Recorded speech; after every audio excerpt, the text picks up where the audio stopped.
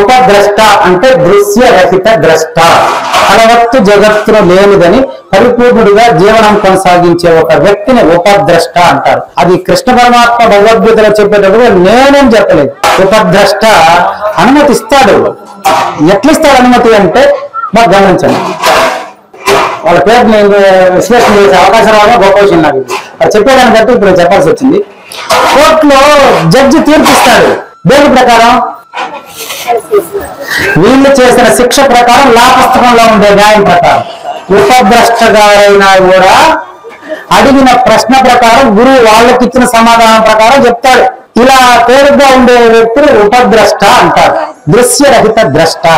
ఏదో ప్రశ్న ఉంది, దానికి నా గురువు గారు ఏది సమాధానం ఇచ్చారో అది నేను చెప్పాలి. ఇది ఉపద్రష్ట అంటే అర్థం అండి. దృశ్యరహిత ద్రష్ట అంటే అవస్థాత్రయానికి అతీతులుగా జీవనం కొనసాగిస్తున్నటువంటి సాక్షిరహిత సాక్షియే ఉపద్రష్ట.